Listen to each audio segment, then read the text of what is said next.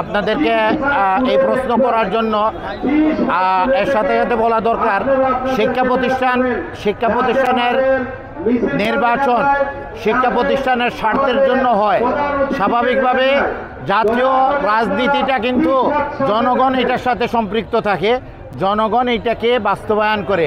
আমি বিশ্বাস করি আমাদের বাংলাদেশ বেগম খালেদা জিয়া এবং তারেক রহমান সাহেবের নেতৃত্বে জনগণ আগামী গণতন্ত্র প্রতিষ্ঠিত করার জন্য প্রস্তুত, এবং আগামীতে আমরা জনাব তারেক রহমান সাহেবকে প্রধানমন্ত্রী হিসাবে দেখতে পাবো।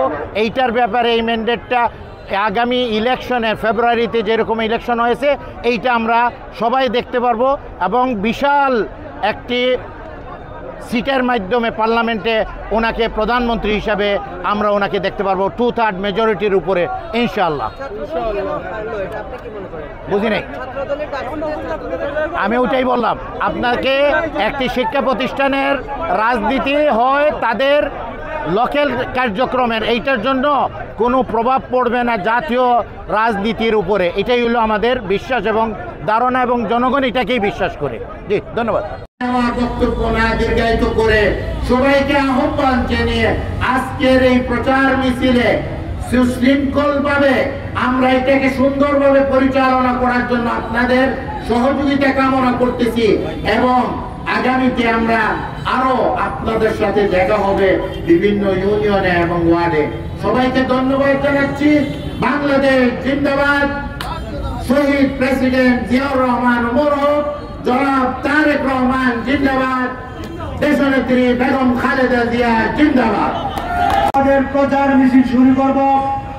বক্তব্য যা দেওয়ার বক্তব্য হয়ে গেছে, আর বক্তব্য আমি দীর্ঘ করতে চাই না।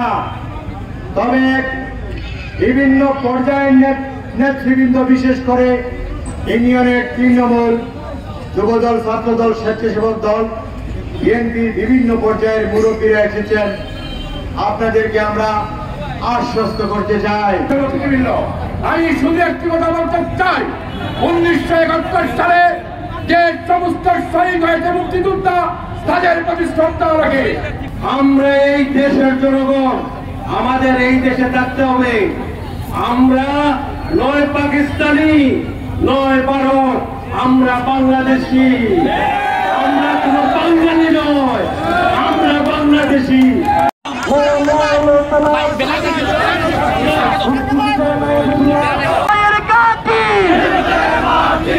বাজারের মাটি